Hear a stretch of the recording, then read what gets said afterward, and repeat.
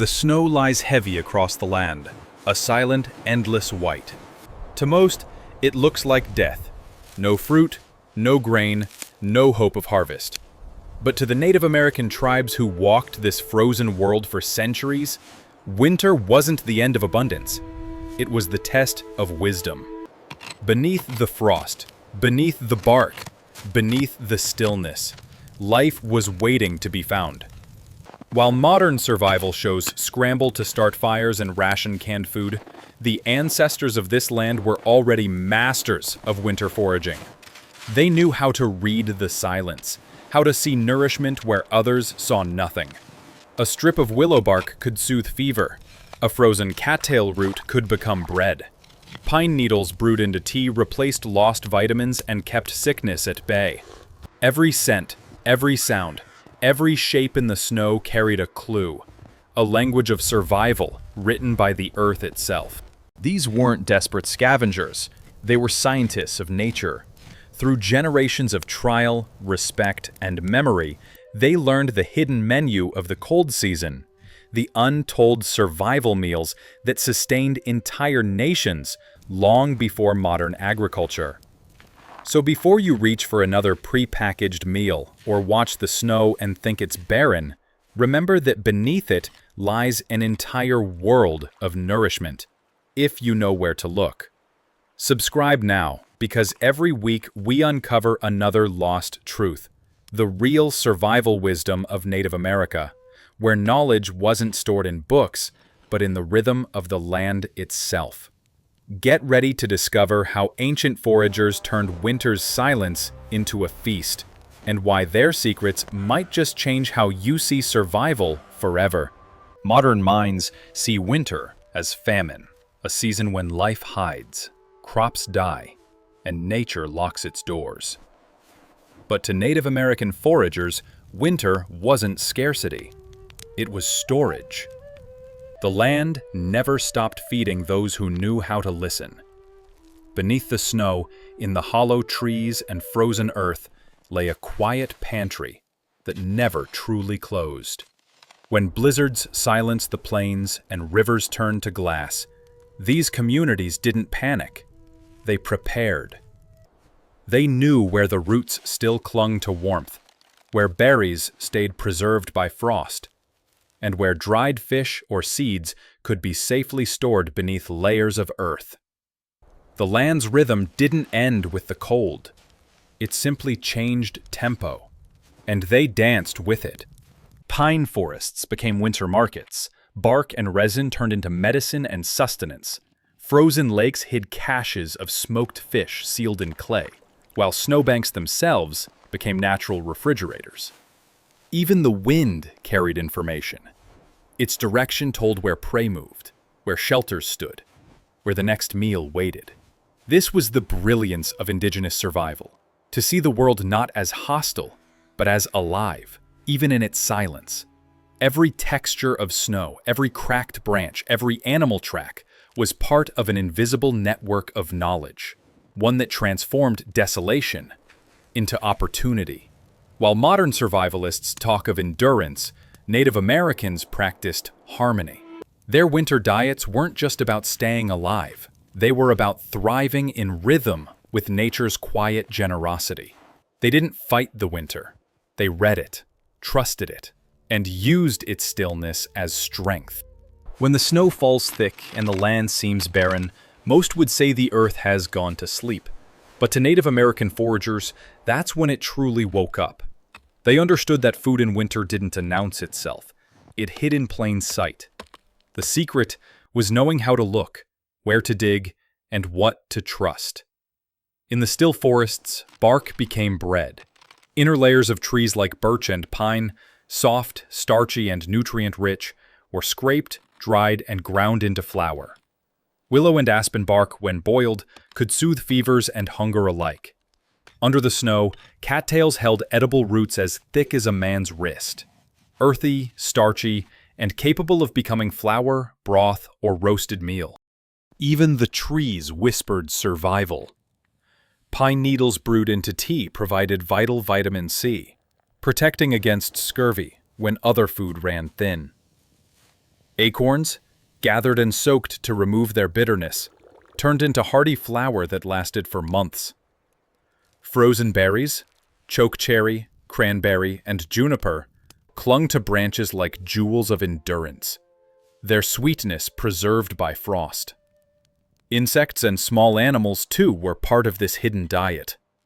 Grubs beneath bark, frozen fish under ice holes, or rabbits tracked in snow. Each was a piece of winter's puzzle. Nothing was wasted, and nothing taken without care. These foragers didn't see the frozen world as empty. They saw it as encrypted. Every stem, root, and ripple of snow carried information. The land wasn't silent. It spoke in the language of survival. While others starved waiting for spring, native tribes dined on the patience of nature, proving that even in the coldest months, the earth still sets a table for those who know how to find it. For Native American foragers, survival wasn't just about finding food. It was about protecting the future. Every harvest carried a promise. Take only what you need and ensure that life returns. This philosophy turned foraging from an act of desperation into an act of balance, one that modern sustainability movements are only beginning to rediscover. When a family gathered roots or berries, they never stripped a patch bare. A third was taken, a third left untouched, and a third offered back. A cycle that mirrored the natural rhythm of renewal. Cutting willow bark or cattail roots was done with reverence, using sharp stones to avoid damaging the plant's ability to regrow. The goal was never profit or stockpiling. It was partnership. Even animal harvests followed this principle. Hunters observed migration cycles, taking only mature game and leaving breeding pairs untouched. Every kill came with gratitude and ceremony, acknowledging that survival required humility as much as skill. The land was their teacher, and every decision had consequence, not for one winter, but for generations.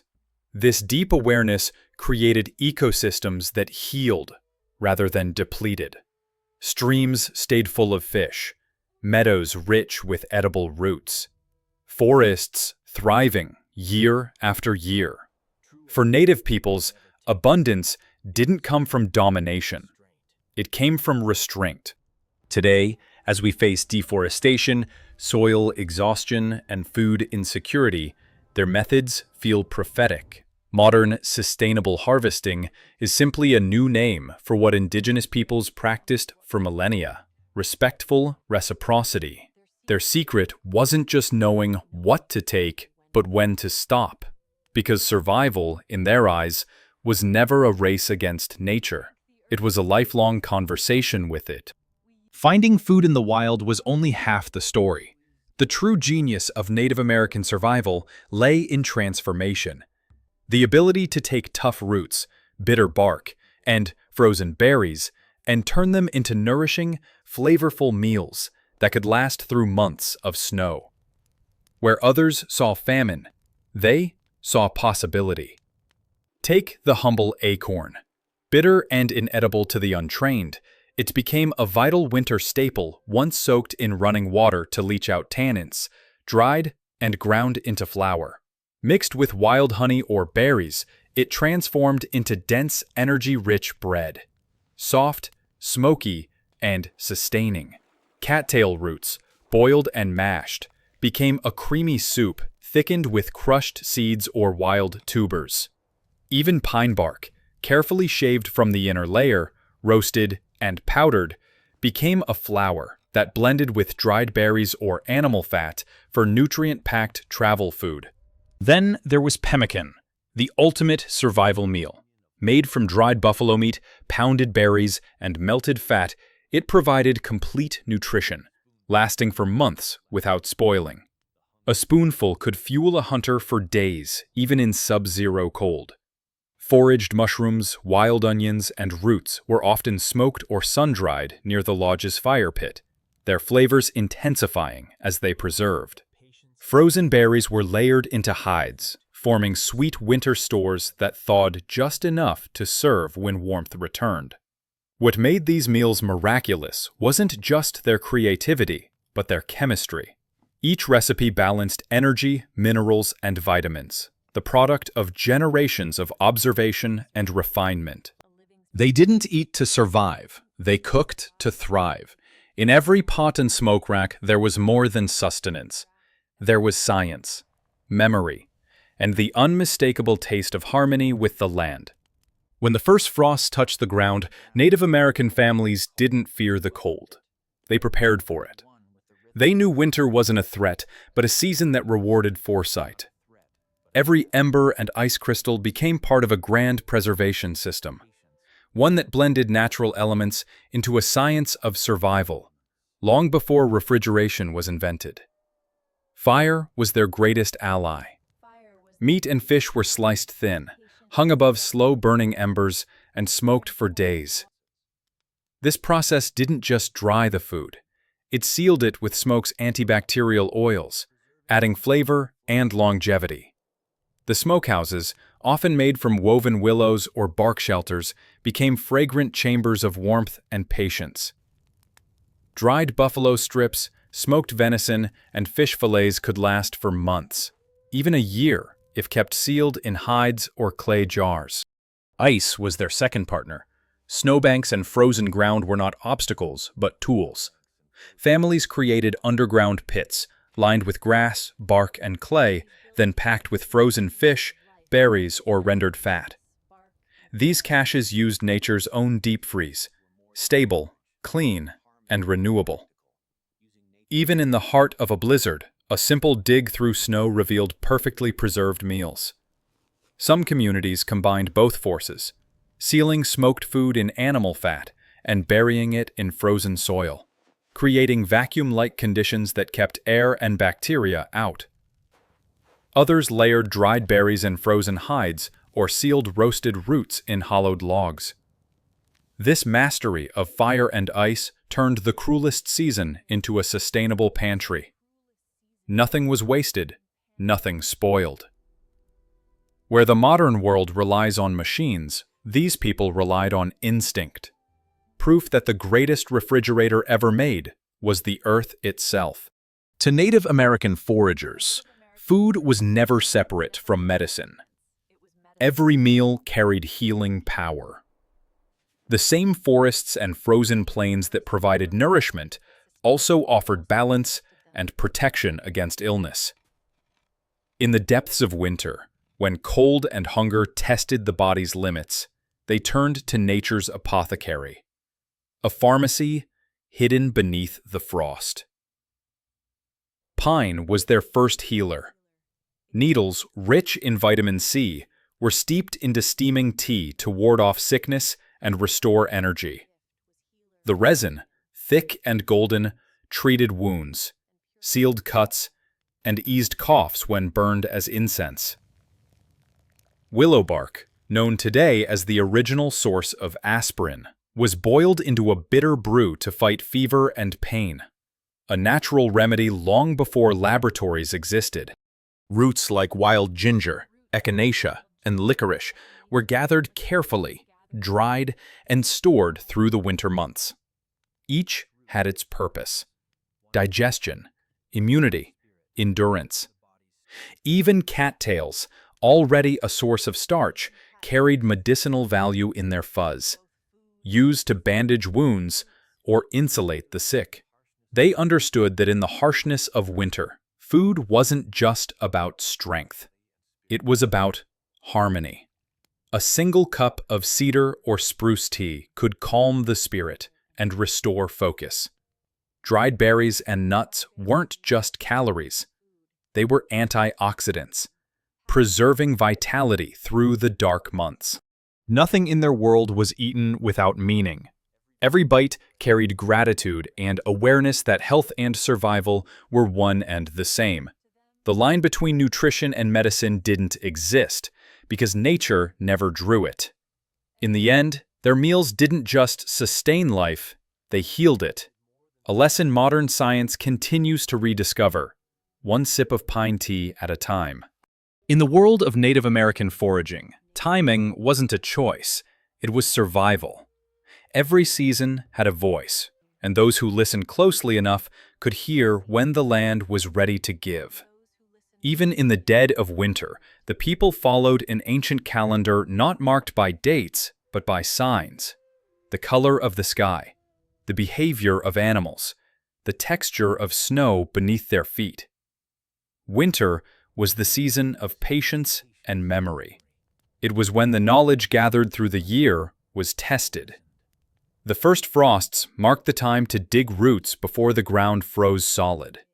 Cattail, arrowhead, and groundnut.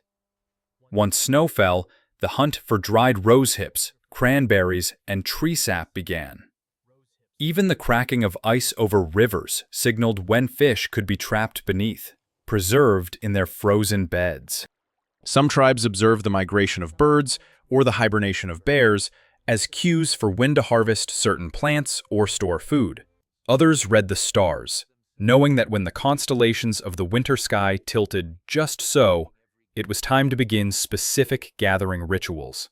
The world itself was a clock, ticking in rhythm with the heartbeat of survival. There was no waste, no rush. To harvest too early was to disrespect the cycle. To wait too long was to lose the gift. Balance was everything. This harmony between human need and nature's timing allowed communities to gather exactly what the earth offered. Never more, never less. Their survival wasn't built on luck. It was built on observation, rhythm, and restraint. The kind of timing that only comes from generations of listening to the land's whisper before the storm. In winter, survival wasn't a solitary act. It was a collective rhythm. Every meal shared, every cache filled, every fire lit was the result of community. Native American foragers understood that the cold tested not only endurance, but unity. No one survived alone. Warmth and food were strongest when shared. Villages became ecosystems of cooperation. While hunters ventured into the snow to track bison or deer, gatherers sought frozen berries, dried herbs, and roots stored in hidden pits. Elders oversaw food distribution, ensuring no family went without. Children learned through participation, carrying bundles of cattail, cleaning dried fish, or grinding acorn flour beside their parents.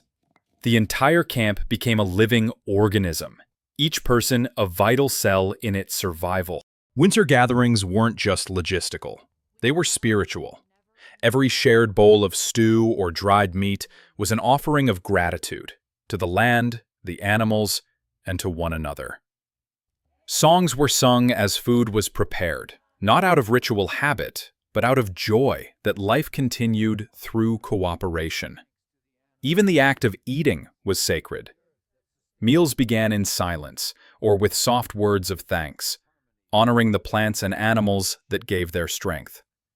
This ethic of communal respect ensured harmony not just with nature, but within the people themselves. When storms raged and snow buried the plains, it wasn't the individual who survived. It was the circle. The earth provided the ingredients, but unity turned them into sustenance. That's the true secret of winter survival. Not just knowing where to find food, but knowing that strength multiplies when shared.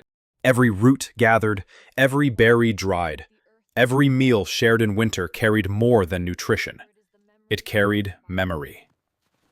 Native American foraging wasn't a skill you learned, it was a lineage you inherited. Knowledge of what to eat, when to harvest, and how to preserve it wasn't written in books. It lived in stories, songs, and the steady hands of those who remembered. In long winter nights, elders sat by the fire and told tales not just of heroes or battles, but of the plants themselves. They spoke of the first cattail discovered in hunger, the willow that cured pain, the cedar that sheltered the spirit. Each story preserved a piece of ecological intelligence, a mnemonic code passed through time. Children listened, repeating names and uses, learning the map of nourishment that stretched across the seasons. This oral tradition was as vital as the food it described, It ensured no knowledge was lost, even when tribes were displaced or scattered. Through migration, hardship, and colonization, those lessons traveled, tucked into memory like seeds carried in a pocket. Every forager walked with the wisdom of ancestors whispering through the snow. The plants they harvested were more than sustenance. They were living links to those who had survived before them. To forget a recipe or a root's purpose wasn't just a loss of flavor. It was a fracture in identity. That's why each act of foraging, each fire built and meal cooked, was also remembrance, an honoring of those who once turned hunger into harmony. Their knowledge wasn't ancient, it was alive, waiting in every forest, every frozen field, and every curious mind willing to listen again. In a world where survival often means stockpiles, technology, and emergency kits, the foraging wisdom of Native Americans offers a radical truth. True survival begins with understanding, not equipment. Their knowledge wasn't about escaping nature's challenges, it was about existing in balance with them. Modern survivalists might spend thousands on gear, yet overlook the free wisdom under their feet. The ancients knew that the best tools were patience, awareness, and respect. They didn't fight the cold, they learned from it. They didn't curse the snow, they listened to what it hid. They read the land like a living map. The bend of a branch, the scent of pine resin, the silence before a storm. Each was data, not from satellites, but from experience. Their methods teach that sustainability and survival are the same language. What you take from the earth must always leave room for life to continue. The roots they dug in winter grew back stronger come spring. The berries they dried carried seeds that would sprout again when the thaw came. Survival, to them, wasn't an act of desperation. It was an expression of gratitude. For modern humans facing climate uncertainty, food scarcity, and environmental strain, these lessons aren't relics. They're roadmaps. The knowledge that once kept families alive through blizzards can teach us how to live more responsibly today. Because survival isn't just about what you can eat in the wild, it's about how deeply you understand the world that feeds you. They didn't conquer nature to live through winter, they collaborated with it. And in that cooperation lies a wisdom powerful enough to feed the future. As the last firelight flickers and the snow hushes the world, one truth remains. Survival was never about having more. It was about knowing more. The Native American art of winter foraging stands as one of humanity's greatest testaments to wisdom. Proof that even in the harshest cold, life always finds a way for those who understand how to listen. What we've uncovered isn't just history, it's a manual for resilience. Every frozen root, every snow-covered berry, every strip of dried meat whispered the same lesson. The earth never abandons those who respect her cycles. To eat from her winter table required not conquest, but connection. These people didn't just survive the cold, they thrived within it, guided by knowledge so profound it could turn scarcity into abundance. And as our modern world faces its own winters of climate change, resource loss, and disconnection, their wisdom returns to light the path again.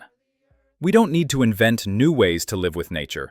We only need to remember the ones that already worked. Subscribe now, because every week we bring back another piece of this lost genius. Stories of endurance, balance, and brilliance from the people who read the land like scripture and turned survival into art. The next time snow falls and silence covers the ground, remember, beneath it lies a feast waiting to be found. The same secrets that once sustained nations are still here, written in bark, wind, and memory. You just have to see the world the way they did. Not as an enemy to endure, but as a teacher that never stopped providing.